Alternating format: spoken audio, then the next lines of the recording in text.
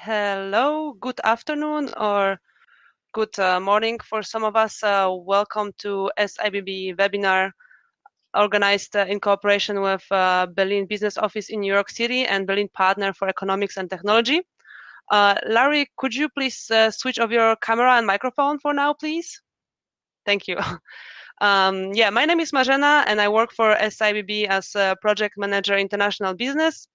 And I'm very happy to have you here today together with my colleague Adam. Adam, could you please show up for a second and introduce yourself to the audience?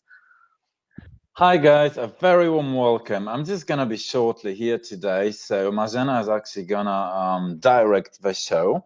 I'm just gonna be, just for your short information, in the backup, if you have any technical issues regarding our tool for conferences, which is Remo, please write a question in the chat here in the right-hand corner. You've got three actually categories you can use, so please do chat for any technical issues that you're actually dealing with our platform. If you would like to connect to some other participants, just please write me to Adam. Marzena will be dealing with the speakers. And if you have any Q&As to our speakers in the future, yes, please use the section Q&As. This webinar and this presentation is going to be recorded, so I hope you're not going to mind it, and just please ask the best questions. And some other technical issues, actually, just to explain it to you. This is everything about connecting the businesses between Europe, Berlin, Germany, and the United States. If you would like to relocate yourself in a very easy way and just get to know other participants, just don't be shy. Turn on your camera, turn your microphone, and click double on each table so you can relocate easily among the tables and get to know each other and just participate and do some excellent networking. Thank you very much. Marzena, keep on going and enjoy your webinar and Thank you, Adam, for support. And as Adam mentioned, you're going to be able to switch on your camera and microphone later on in the networking lounge. Coming back to today's webinar, today our international panelists will tackle the topic of evolving prospects on tech business with America. However, before we start the panel discussion, I would like to introduce you to our organization and our mission. I would share a video with you, and please make the screen bigger while clicking on the upper right corner of the small screen I'm going to share with you in a second.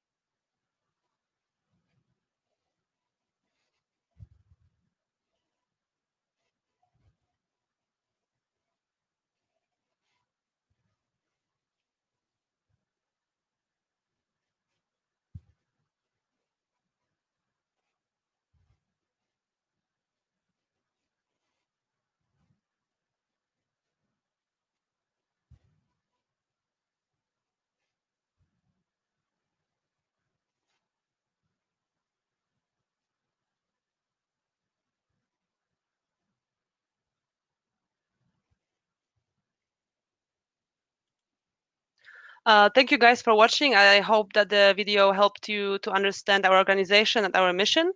As you could see on the video, we run an international project called Point Out USA, which is financed by Berlin Senate Department for Economics, Energy and Public Enterprises. And I would like to briefly elaborate on our American project, and let me share my screen with you in order to hold a short presentation about that.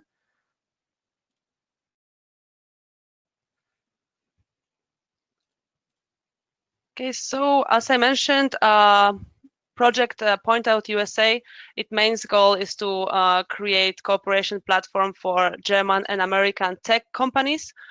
Besides that, our main goal is to support digital businesses from Germany with their expansion to the United States.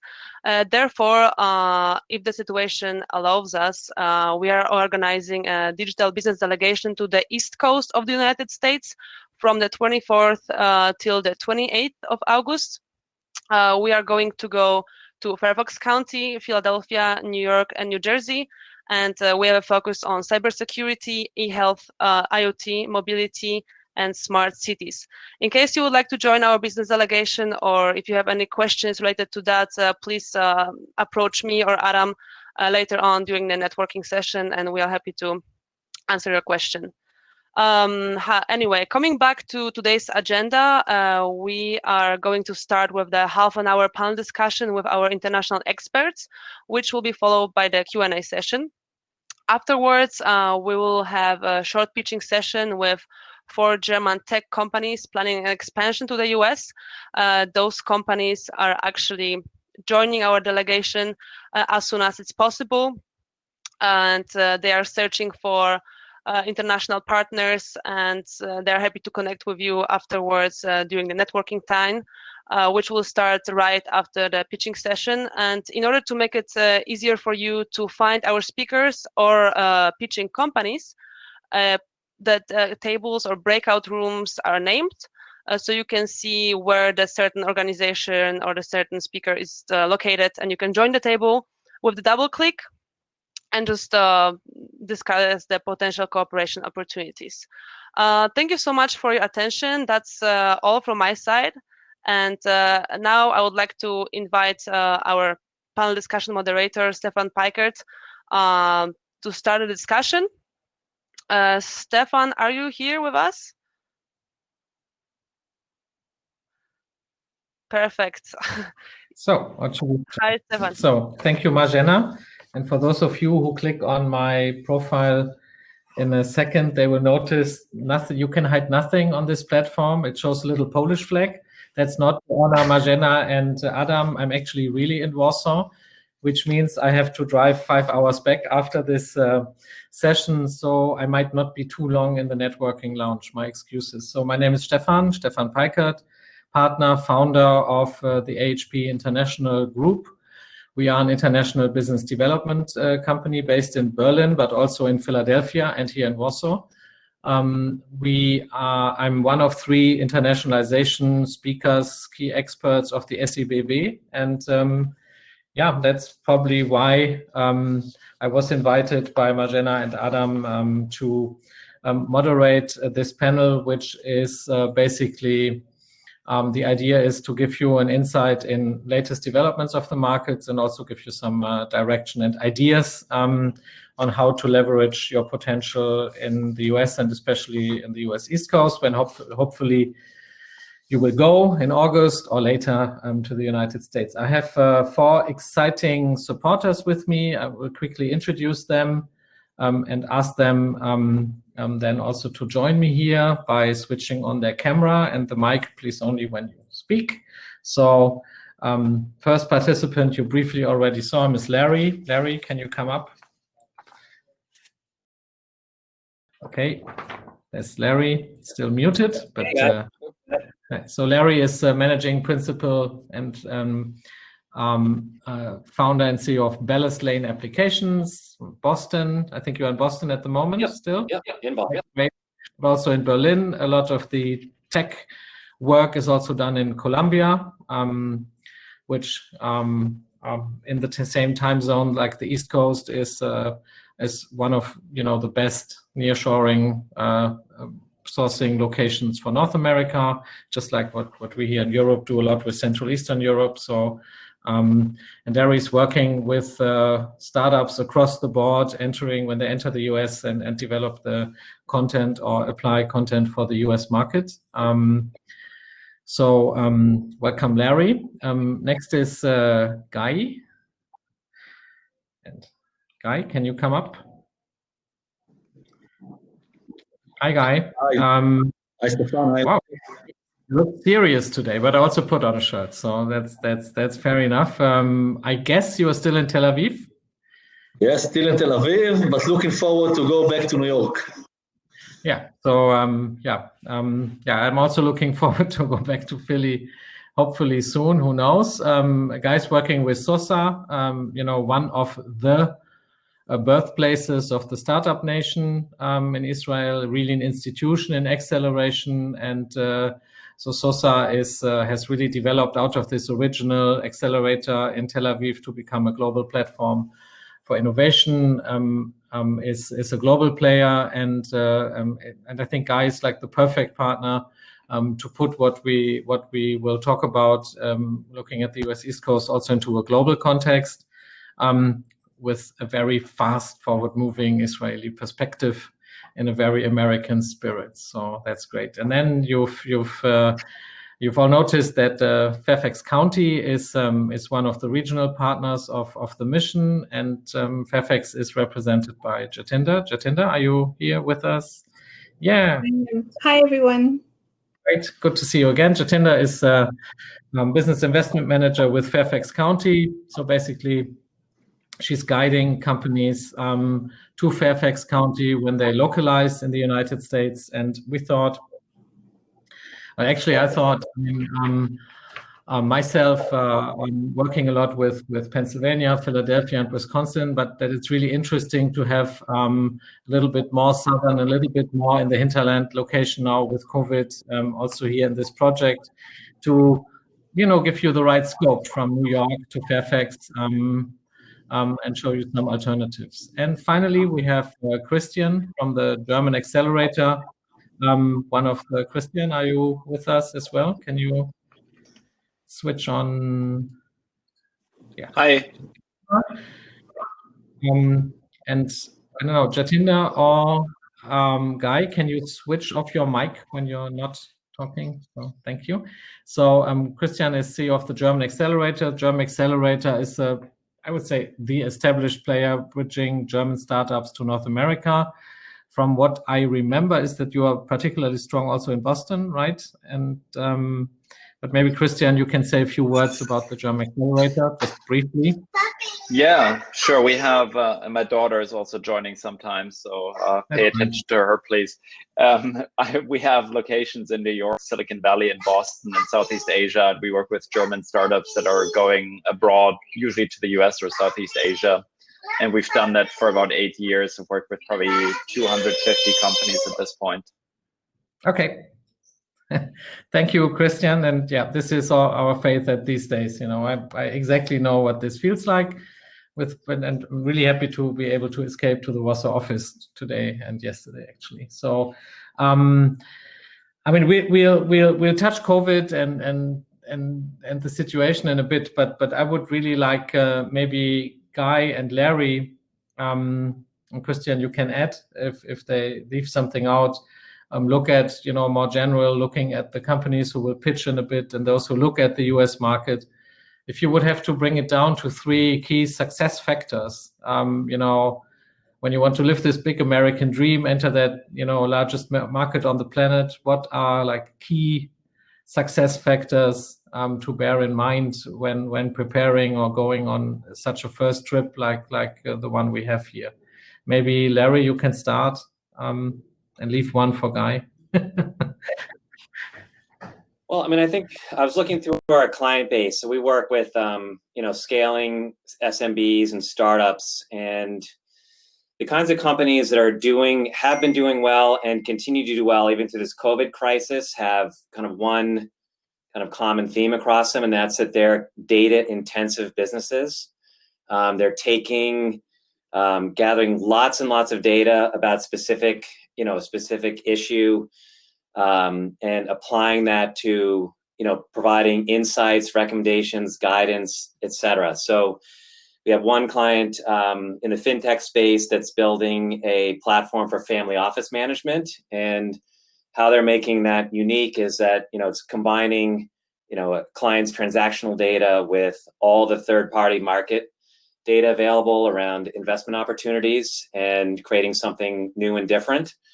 We have an energy management client that is tracking New York City buildings and adding value to them by putting sensors and smart meters in them, and then providing recommendations based on the flood of data that comes out of those. And then we have a third company that's built a device that can sense cigarette and marijuana smoke in the air, and they're selling that to hotels, and that generates a ton of data about, what people are doing in the hotel room. And it's those kinds of insights that are generated from lots and lots and lots of data that allow them to have a unique value proposition to their clients. So that's one key success factor. And I think if I look at the companies that we're working with that are, the strongest, that's the base of their business model, is lots and lots of data. You're on mute, Stephen. Yeah. Thank you. No, I was clicking in the picture, like used to another platform. So anyway, no, I think that's really important. It's lots of data, work with the data, and also I think really know what value you add to the market, right? So also do your homework a little bit, listen to the market, and be sure. Guy, how do you sense who could be successful?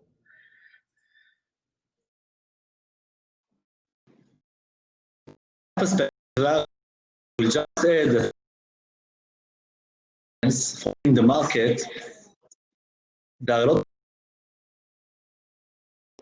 and at the moment the connection is not so good to you, so I'll give Christian for a moment the chance, and then we hope we come back to your connection. Christian, German Moderator. Thank you. You see you'll make it.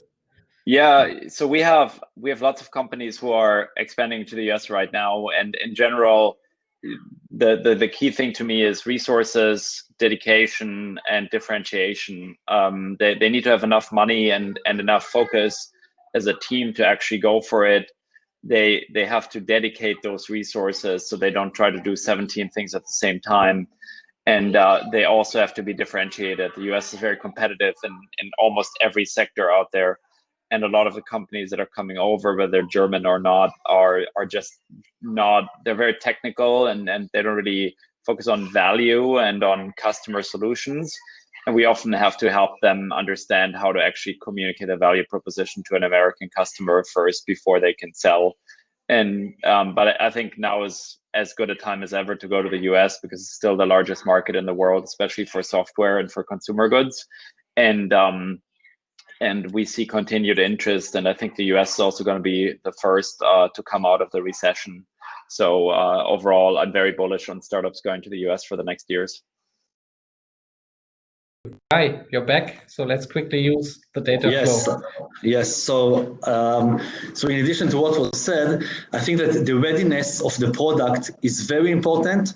From my experience, I saw many startups coming to the US and their product is not ready yet to the US market. And as Christian said, there's a competition between so many startups. So if you're beta test in Germany or in a product that is ready, you will waste time and money. So don't come too fast to the US, but after you run some tests at your own country. I think that's a really important point, and also bridges it to Jatinder, because trips like this mission, and it almost feels like traveling, being in the US today. So that's actually great experience, and hopefully you will go and you will go again and again. I think these trips, everybody should bear this in mind. They are not there to sell or to create, they're just to explore. And then I think to really work in the US, you need experienced partners like the ones we see here, like Sosa or Larry or us, but also location plays a role. I mean, we'll probably talk about New York and COVID in a bit. So obviously you're a bit biased, but I mean, how can a location drive a business? If you look at, Fairfax has worked for many tech companies who chose it for a good reason. So what are the main factors where a region and ecosystem can help? Jatinder. Thank you, Stefan. I think that was an excellent bridge, Guy. When you talk about market research, agencies such as ours are here to help out in that regard. But in terms of a location, Fairfax County is, if any of you have flown into Washington Dulles International Airport, the region between the airport and DC is basically Fairfax County, just as a geographical orientation. We're situated well in terms of market access. The airport gives you access, and actually 3 regional airports give you access to about 60% of the US market. And when you look at access to customers and partners, we have the biggest buyer of goods and services in the world next door, and that's the US federal government. And they are still, even in this environment, spending money, probably more so. The county is home to 11 Fortune 500 headquarters and 8,900 technology firms within cybersecurity, data analytics, and now with emerging tech like AI, Internet of Things. So the other point of orientation for our location is that we're part of Northern Virginia. And Northern Virginia was the location that Amazon HQ2 announced that they would settle in back in 2018. So we are far from a hinterland, but we are a humble location and we're here to help.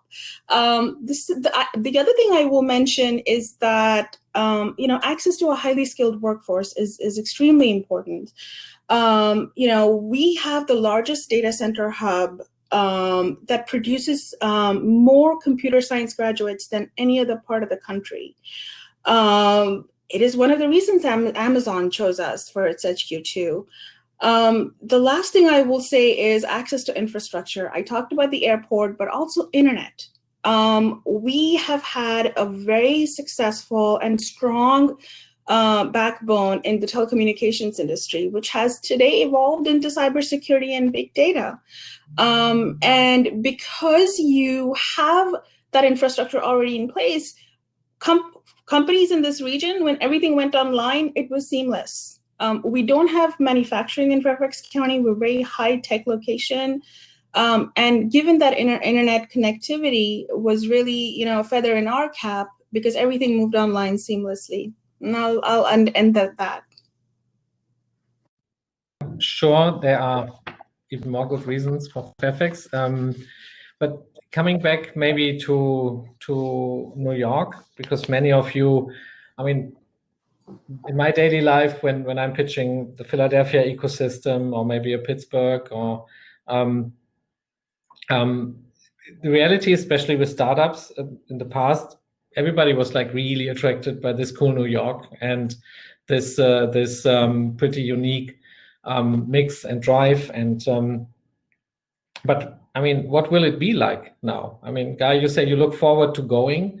Are you really looking forward? We were all like shocked how COVID hit New York and New Jersey and the ecosystem. And so with that, I will maybe start with New York, but make it a bit wider, like asking you how this COVID-19 really has impacted the approach to the US market. What has changed, if something has changed by this. And maybe Guy, because you're the brave guy, from my perspective, going back to New York. Sure. What do you think? Probably you've stayed in touch with your people there all the time, and you've heard things, and I don't know when you actually left. So. Yeah. So actually, during the last few months, we see the business, we see it around the world, become online. I personally think that it's not replacing the handshake and the physical meetings. And at SOSA in New York, we used to have, until the beginning of the crisis, so many meetings and creating business between corporates. As SOSA, that's our business. We work with corporates from around the world, and we are doing corporate innovation for them. So all the interaction between the corporates that we are working with and the startups in New York were at SOSA and deals were done. And we see that it's more difficult to do it online, but that's the approach. And what we see now is that a lot of startups are looking at September 1st as the date to come back to business. After the summer, we get some requests and we see companies that are going to expand to New York. They delayed their plans. If they plan to do it between March to August, everyone is looking now at September 1st. And they want to come, they want to do business. Some of it will be online, I think. I think there will be less travel, but still, once New York will be open, everyone will do business. I mean, so Guy officially announced September 1st as the day of the old normal merging with the new normal. Christian, I mean, the accelerator is also about assisting in finding capital. A lot of startups also go to the US and, at least for our next round of growth, look also for local capital. Do you think capital will still be available after the COVID crisis, the way it was before? So first, just to add to what Guy said, so I think business development is definitely tricky in the current setting. It's very. Don't worry. We can hear you clearly. Hard. It's fine. Good. Okay. Good. So business development is definitely more difficult, and everyone's dying to go back to New York. I'm personally not dying to go back right now because I think it's not the city I'm used. So, but that's a different story. In terms of the funding environment, I mean, things are open, right? People are raising money. People are making investments. The funds I talk to are making investments. I've personally made 2 investments this year during COVID, and so the doors are open.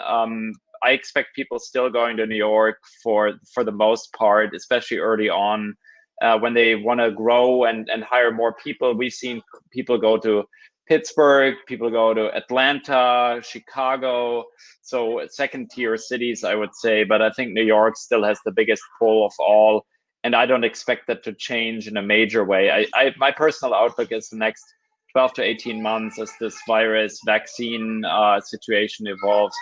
New York's going to be pretty subdued, but it'll be back in no time. Interesting statement, Larry. Being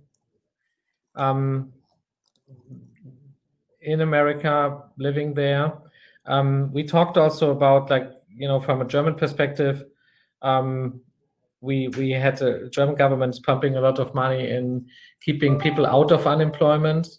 This is happening all over Europe. In the US, we see a different approach. I mean, there is some support, but there is a large number of layoffs, so unemployment is rising, which means even if people start working again now, a lot of them are at home. Yeah. So and then of course there's healthcare needs. Also a challenge for some where actually the insurance is connected to the fact of being employed. So a massive challenge for millions of Americans. When we prepared this panel, I think you said we shouldn't forget that there's that's two-folded, like what we see now, right? That we have one part of the digital community, those who are needed, maybe even have more business. But there's also a large portion of Americans who are losing at the moment dramatically. Can you describe that a little bit and how that impacts the business? It really depends on what sector and what job you have in terms of how you're weathering the crisis. So, those who are fortunate enough who can continue to work and have work to do, which I think the number I saw is about 36% of all jobs in the US could potentially be done from home, something like a third. So for those who are in that sector and we continue to work and continue to earn, it's been good. There's been reduced commuting time and costs. There's been more time with family, and And if you're in a digital business, those businesses that I mentioned earlier are all growing, right? Because they're based on digital platforms and data. So if you're on that side, it's quite, it's been relatively light impact, maybe even positive. If you're on the other side, working in the restaurant industry or in a job that requires retail, for example, face-to-face, it's been much rougher. So I think the recovery question will be, around how that side of the equation fares over the next couple of months. Mm-hmm. In terms of investment, I just want to make a quick comment around investments, because I think that's also interesting what's been happening. We definitely saw a hard stop in new investments around COVID, but increased investments with current relationships over the past couple months. And then just in the last few weeks, we started to see those investments that had stopped in March come back online. So it seems like I'm seeing a little bit what Christian is seeing, where the money is starting to flow back into new opportunities and back into those kinds of products that are serving, either contactless interactions, digital platforms, or serving the market, the market that's still doing well. So I think those are the things that I'm seeing there. Mm-hmm. Yeah, thank you. And looking at the time, I think we have to already come to, because I promised to Marzena we do this in 30 minutes, and I want to take a little bit of time to give advice to the participants of the mission and those who are here in the room. But while you can still prepare like your best piece of advice, the four of you, it comes to my mind regarding this impact on smaller business and supply, maybe really in the hinterland. As I mentioned before, we also work a lot with Wisconsin, far away from the East Coast, manufacturing state, Midwest.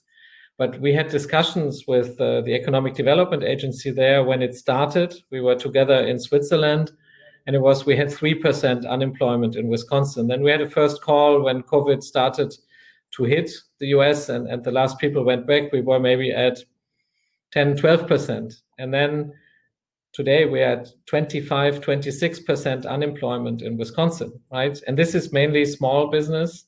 This is the lowest level of, it's of course retail, it's of course those businesses which are hit also in Europe, but it's also a lot of small industry. So for those who look at like Industry 4.0, digitization for SMEs, I would also be a bit careful and maybe really look at the market because some parts of the traditional supply chain on the industrial side might also be hit in the US at the moment and will have to come back. But ladies first, key advice for the participants of the mission. Jatinder. Sure. Key advice, the crisis will end. It will. It doesn't seem like it right now, but it will end. Please do your market research. There's agencies like ours to help you out for free. There's no cost associated with it. Do your research on cost of doing business. Do your research on customers and partners. Do your research on whether that is the right location for you. And you will be well positioned. We've heard a lot of negative news, but I will say that consumer sentiment is growing again. In fact, I think I heard a statistic yesterday that about 50% of US customers bought from websites they had never even heard of after the pandemic hit. And actually, internet sales are up 30% from this time last year. So there is potential here. Look at business to government, look at business to business, look at business to consumer, and go where your company will feel like it's at home. Thank you. Christian. Yeah, I think business, I think business as usual won't return soon, but the companies that have recession-proofed their business and have preserved cash flow are going to be in a great spot to expand in the next year. And there's plenty of talent available right now, which is great if you have positions open. In terms of value proposition, I have an unusual pitch because our program is entirely free for participants who are German legal entities. So that's a little hard to compete with for some others because we have government funding. And if you have a business that wants to go to the US, you should apply, and I'll hang out a little bit afterwards in the lounge, and you can talk to me if you like. And otherwise, I'm looking forward to reconnecting with Guy in New York.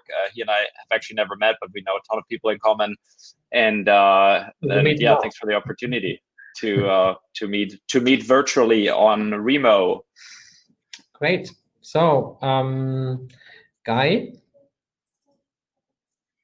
Hey, yes.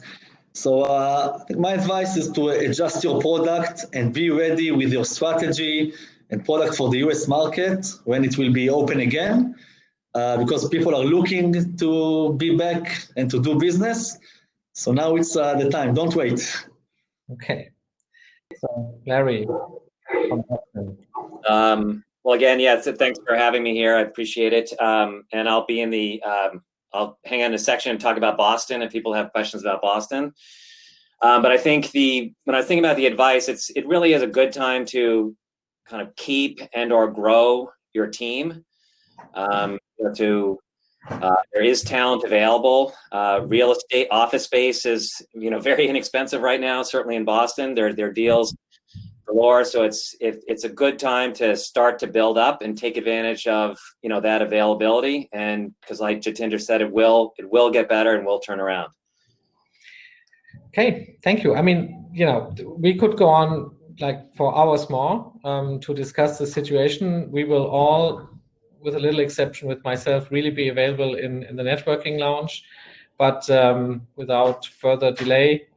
But first, let me say thank you to all of you. I think we really gave a great global overview and feedback to the current situation, and the message is clear, go for it, and there is opportunities now. And 1st of September, we know business will start again, as announced by Guy, so we should get ready for September then. Yeah, so without further delay, Marzena, I will hand it back to you. And thank you. Talk later. Thank you, Stefan, for sticking to your promise. I know how hard it is to keep the panel discussion so short. And thank you to all the speakers for your valuable and optimistic contribution. Thank you so much for that. And for now, I would like to start with the short pitching session. And I would like to invite our first speaker, Barend Smet from Taumatic. Barend, are you here with us? Yes, I'm here. Can you see me? Yes, I can see you and I can hear you. It's perfect. I know it's hard to present yourself and your plans for the American market within 2 minutes, but I'm sure you're going to do fine. So I will leave you for 2 minutes and I'll be back once you're ready. Okay, thank you very much. I'm going to share my screen. I'm going to have only one slide, just as an overview. And let me just do that. Okay. Great. So this is a great opportunity for us. Thank you very much for that, to present our company to you. First, let me shortly introduce myself. My name is Barend Smet. I'm the chairman of the Taumatic Tech Group and one of the founders. We're located in Wrocław in Poland. We're a group of technology companies. We specialize in embedded software, embedded hardware, connectivity, and going up to the stack of IoT cloud platforms like AWS, Azure, of course, the applications to be built on that, and the associated data and analytics. Growing very fast, as we heard already from some speakers today. We're a service company, so we provide the classical services of like the solution design, research, software development, quality, assurance, testing, and of course the integration of the various software parts. We also enter into some consultancy, could be on IoT consultancy related to the IoT value drivers or business cases, but also into maybe which technologies to choose for your optimal solution. If you look at the experiences, we are a technology company, but we also have a lot of experiences in certain different branches. A lot of use cases in the smart healthcare, safety and security. They are still booming at this moment for us. Smart cities, automotive, a little bit more quiet, of course, and smart industry. We already have quite a portfolio in the west coast of the US, so in Silicon Valley. We do a lot with VC-funded startups. We're hoping to expand to the East Coast as well. That's what we hear.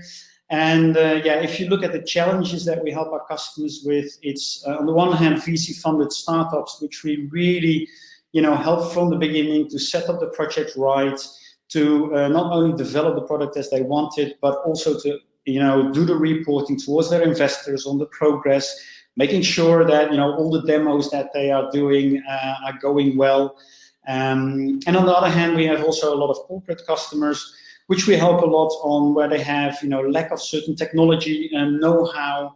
Maybe they want to speed up the development of certain projects that they have, so we can, they give the project to us to basically build for them, or very simple, they lack a certain amount of resources and skilled people to help them actually, increase their time to market.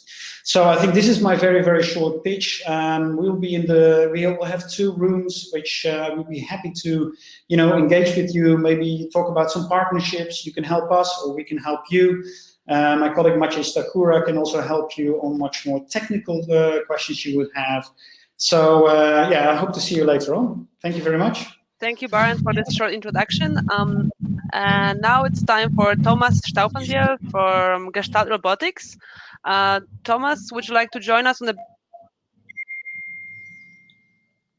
Yes, so... All right, hello. You can see me, I think. Yeah, so I also started to share my screen then. Unfortunately, PowerPoint is not working alone, so I have to share the whole screen. So actually, just to introduce myself, so I'm Thomas Stauffenbiel from Gestalt Robotics. We are actually a Berlin-based industrial service provider for automation solutions. And what we are actually doing is we are developing customer-specific AI-based technologies, especially in the field of factory automation. And in that field, our application fields are normally based on autonomous mobility as well as, I would say, standard industrial robotics. And also we are working on worker assistance systems as well. So we are really research driven. So our customers normally have problems which normally haven't been automated so far. So we are normally like first movers in this field. And but we are using I would say technologies which are not as common on the factory floor so far. So this is why we are getting a lot of traction currently, especially in the German market, but also we are starting in the US. I come to that later on. So this is actually our technology stack we are normally providing. So our goal is to build up flexible automation solution for the factory floor, and therefore we build everything on a modular base. We use I would say state-of-the-art virtualization and networking technologies, and we are also combining these technologies with machine learning and artificial intelligence.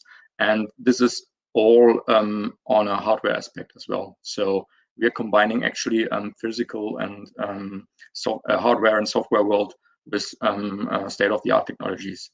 And this is already our current customer or client base, especially in Germany. It's I would say the big companies already are in line, and we are currently partnering also up with in the US with Verizon and Corning to deploy some 5G based products as well as solutions for them. So this is our interest in also to get in contact with you. Maybe you have also some interesting cases which we can participate. And if you are interested in factory automation, let's meet at our table. Thank you so much, Thomas. As I mentioned, just a quick networking tip. The table of Taumatech and Gestalt Robotics is on the upper level of our networking lounge. And now I would like to invite our first female speaker, For today, Andrea Krem from NetEx. I will send you the speaker invitation now so you can appear on the big screen together with me. Hi. Okay, hello, Andrea. It's your time to shine. Thank you. Hi, everybody. I would like to try to share my screen now. Let's see if that works. Can you see my screen? I'm not sure. Oh, okay, I need to click. Oh, man. Yes, now it works. So my name is Andrea Krem. I would like to introduce you to what my company does. We are a software development company. We have over 20 years of experience, and we do basically everything that can be done online. So web development, front end, back end, full stack, QA testing, digital automation, whatever is in software development we can do for you. We can also help you with IT and cloud services. So consult, bring you to the cloud, project management, infrastructure management. Our big expertise is in e-commerce. So as we heard from the speaker before, this is now trending. So we have over 20 years of experience in whatever you need for e-commerce business, starting from competitor price monitoring to marketplace integration, e-invoicing, everything you need for order processing. Because we are in Europe, we can help you with translations and localizations, but also with the very modern high-tech stuff. So our unique selling point is that we can do anything you find in Silicon Valley, but to Eastern European prices. So anomaly detection, customer segmentation, demand forecasting, sentiment analysis, you name it. We analyze your business and help you find value in your data. And of course, we do this in all the languages you need. So we are a contact center for the online shops, which we have programmed. We handle over 1 million inbound calls per year. We offer personalized customer care service, of course, GDPR compliant and omnichannel. And these are all the languages we can help you with. So all over the world, but especially centered in Europe. This is my contact information. We have offices in 9 countries over Europe, and we are very much looking forward to joining the businesses in the US, to finding customers in the US, to network with us. So please come to our table, join me for business discussions and my colleague Max for technical discussions. He is our CTO and he is with us today. That was it from me. Thank you, Andrea, for this great introduction. Now let's get back to more deep tech subjects. I would like to invite the next speaker, Ferdinand Wiegelmann from PTX Tech. Ferdinand, could you please join me here on the main screen to present your product and intentions for the American market? Hello, Ferdi. Ferdi, are you there? It seems like we finally reached the moment of technical difficulties. In this case, I would wait for Ferdinand a little bit, or I will simply just invite the next speaker. Ute, how? Can you see? Oh, Ferdi is here. Perfect. Can you see? Screen is nicht an. That's yeah, you can see. Okay, happy. I try to do it in 2 minutes. Okay. Yes. Well, thank you very much. I'm the stage is yours. Tech GmbH in Berlin. We developed an optical. The environment in 3D. It's full 3D. It's really volume detection. We have 2 main areas where we use it. The first one is the so-called stationary machine, where the sensor is fixed above the machine and detects the working area. It means the manufacturing process or the loading process. The very important point is we have to pay attention that we don't touch or hurt workers, people around. For with our application, you don't need fences or light curtains anymore. So that's the first use case in the area of man-machine interaction or man-robotic interaction. The second one we have, that's in the area mobile application. Then we fix it to an AGV, a mobile robot, or a vehicle, where we use 4 sensors to detect 360 degrees. These applications are all in the world of indoor. In indoor applications or with indoor applications, you can control the light conditions. But in reality, you can't do that. You have a lot of sunshine and it's really difficult to detect against the sun. Or it's very difficult if you have loading processes in a harbor, then you have reflection caused by the water. And to solve this sort of problems, we use artificial intelligence or further technologies to make the solution robust. This is our area, sensor fusion. Okay, let's go ahead to the next one. And now we are in the Corona times. You mentioned several times COVID-19, which is everywhere in the world. And we try to use our development we have for industry automation, this sort of optical sensor, to use it also to solve or help a little bit in this area.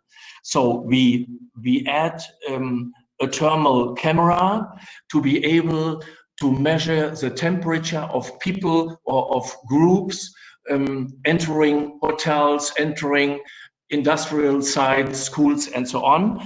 There are two possibilities to do it. One is a stationary solution when it's fixed at the entrance. And the second one is the mobile one when you use it as a wearable or on a helmet. That's it, and I think I'm close to 2 minutes. Thank you very much. Thank you, Ferdy. That was very fast and informative. Great. Yeah. There was a lot of technology. Thank you, what Ferdy. I forgot to say, we got the Deep Tech Award in Berlin. Exactly. That's the important part. Thank you for your presentation. And we have two last speeches for today before we move to the networking session. Please, Ute Haug from Ute Haug Consult here. Perfect. The stage is yours, Ute. Thank you. So good afternoon from Berlin. I'm also gonna share my screen, but it's one slide only, and I promise to make it fast.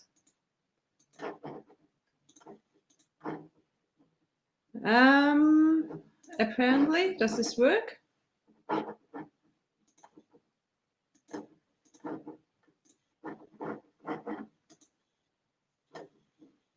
No, it's not working, unfortunately. So, okay, so then I will do it without sharing my screen. It's no problem. I'm sure I can send out a slide later. So I'm Ute. After working for more than 20 years in international cooperation, in the field of international cooperations and communication, I founded my company, Ute Haug Consulting, roughly 1.5 years ago, specializing again in international cooperation and mainly supporting companies, foreign companies, with their market entry in Germany and Europe. And over the last months, I've been specializing in supporting US companies with this. So what am I doing? I am actually covering all the life cycle of a cooperation process. This starts if a foreign company decides to come over to Germany. So as we've heard before, it's very important to do some market research, to do research on potential locations and everything. Then one of the next steps would be all the admin work to get sorted out, permits, etc., with authorities. But then again, setting up the infrastructure, setting up office, finding locations, doing marketing and communication work, business development, and so on, you name it. So whenever you need somebody to help you all the way to be a verbal sparring partner as well, doing the relationship building, networking, doing the liaisoning, and basically also chuckling around thoughts, I'm the person to go to. So this has been my short introduction. I'm available as well at one of the networking tables. Thank you. Perfect. Thank you so much, Ute. And thank you for your attention too. I would like to invite our last speaker for today, Angelina Ebeling from ACE Work. Angelina is also joining our business delegation to the United States, and she's interested in international cooperations.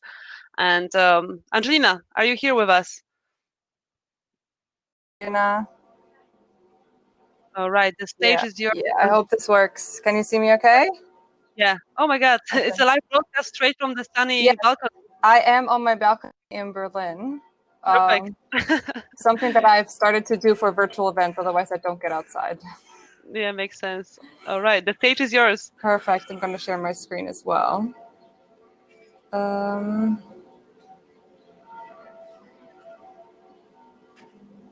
No, this one.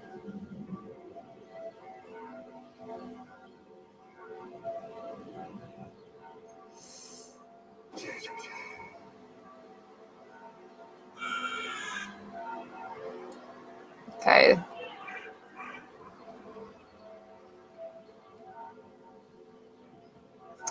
Yeah, Remo's giving us trouble today. No worries, I won't share it. It's just one slide.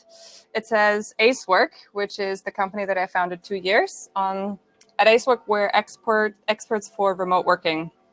And what we do is we enable companies to build high-performing distributed teams. And we do that either or with remote work consulting for processes, communication, documentation, all sorts of things to transition companies to more flexible ways of working.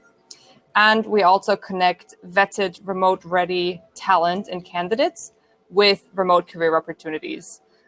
We actually already work with a number of clients in the US.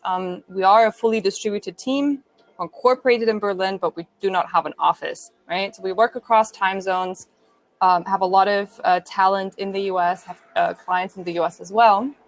And we've recently seen, of course, with the corona pandemic, that there is a massive uptick in the interest in remote work. And in the US, we have also seen that, of course, there's a lot of talent in the market. So if you are interested in, looking at making your organization more resilient through allowing remote and flexible working, I'm a person to talk to.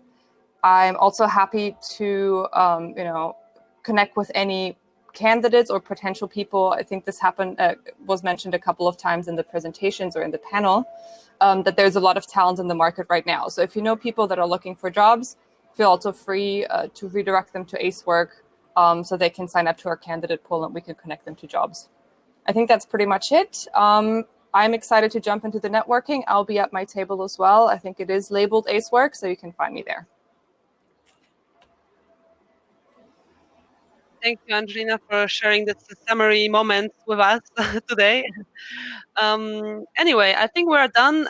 Thank you so much. I would like to thank to all our community partners for making this webinar happen. Thank you to all the speakers for your engagement and presentations. For now, if we don't have any questions on the main chat or in the Q&A section, it seems like everybody's waiting for networking time. And in case you have any questions, text me or Adam per chat, and we are happy to assist you. Yeah, that's it from my side. Adam, would you like to add something? Let's get to the networking park. So just do move out, grab a drink, and let's have a chat. Let's enjoy the sun. Let's enjoy the sun or our coffee in the United from States. The inside. So let's move back to the networking. Let's see you guys. See you guys. Thank you.